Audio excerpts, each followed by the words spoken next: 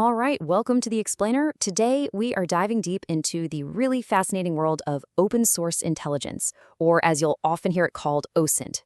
Now, this is a skill set used by journalists, investigators, and security experts, but really, it's something anyone can learn to become a much more powerful researcher. Think about this for a second. What if you could cut through all the noise online, go way beyond a simple search, and find exactly what you're looking for? Uncovering information that's been hiding in plain sight this whole time.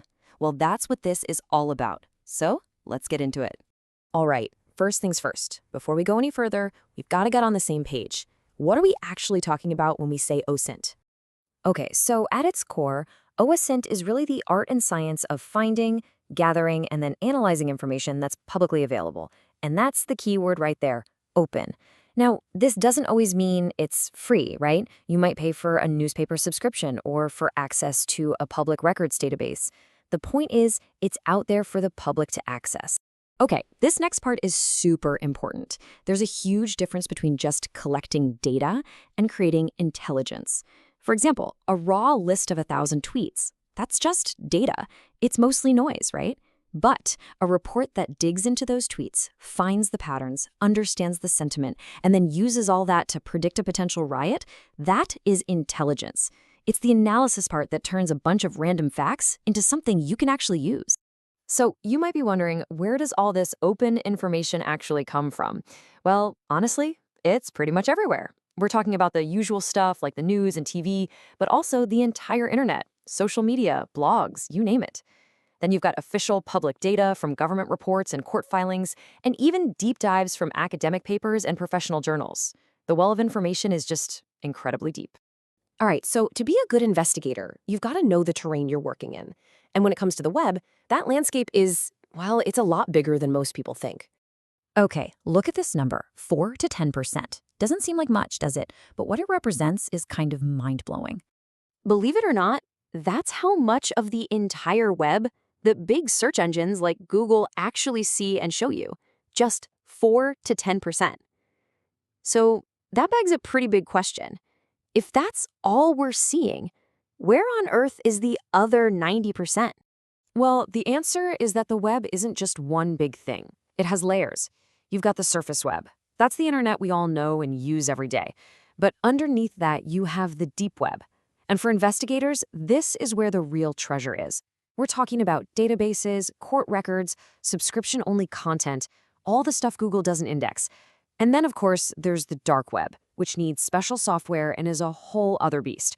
But for most OSINT work, that deep web, that's the gold mine. Okay, so we've mapped the terrain. Now it's time to get our toolkit ready. We're going to look at some simple but seriously powerful techniques that, honestly, will feel like you have search superpowers. And the first tool in our kit, maybe the most important one, is something called Google Dorking. I know it sounds a little silly, but it's just the nickname for using advanced search commands, or operators, to tell Google exactly what you're looking for. It's all about cutting through the noise. So let's get practical.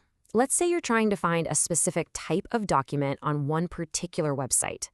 You could use a search query just like this one. See how it combines two operators? We've got file type and site. And what this does is incredibly powerful. It's not just a general search. It tells Google, hey, I only want PDF files. They must contain the word confidential, and I only want you to look on the website example.com.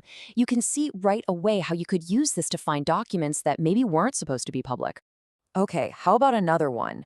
What if you're looking for something that really isn't supposed to be public, like an open folder of files? Well, here's a pretty potent dork for that. This one uses the in-title operator, which, you guessed it, searches for words that are only in the title of a web page. And the result here can be pretty shocking. A search like this often uncovers unprotected, wide-open directories of photos. DCIM is the default folder name for pictures on pretty much every camera and phone. So yeah, this query is basically a shortcut to finding people's photo folders that are just sitting out there on the internet. It's a pretty stark reminder of how easy it is to accidentally expose your data. All right, now let's take these investigator skills and apply them to one of the richest, most complex sources of OSINT out there, social media. So a core technique for social media investigations is something called pivoting. And the idea is actually pretty simple. You start with just one clue, say an email address. You use that to find a linked Facebook profile. Then, on that profile, you spot a new clue, a unique username like coolguy_88. From there, you pivot and search for that username on other platforms like Twitter, Reddit, you name it. It's all about following that digital breadcrumb trail, one clue leading to the next. Okay, look, having all these skills is one thing, but using them responsibly, that is everything. You know the old saying, with great power comes great responsibility, and it has never been more true. So let's cover the essential rules of the road. This right here is probably the single most important ethical line you cannot cross in OSINT. Passive collection, that means just looking at what's already public, like a public profile, that's okay. But active engagement, creating a fake profile to send a friend request, what's known as catfishing, that is absolutely forbidden. It's a huge no-go. You're violating platform rules, ethical codes, and you could even get into legal trouble. Next up, evidence. If you find something really important, how do you prove it? Well, a simple screenshot just isn't going to cut it. They're way too easy to fake. Real investigators use web archiving tools. These tools capture the entire web page. We're talking source code, metadata, everything. This creates a verifiable, court-ready copy that proves exactly what was on that page at a specific moment in time. It's legit. And finally, you have to protect yourself. Good browser hygiene is totally non-negotiable. You should be using a VPN to mask your location. A user agent switcher can make your browser look like it's a different device. And using sock puppets, these are clean research accounts that aren't tied to your real identity, is standard practice. But just remember, these are for passive viewing only.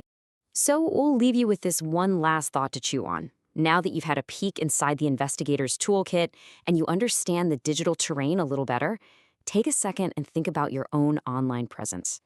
If someone started with just one little clue about you and began to pivot, what would they find? What does your digital footprint really say about you?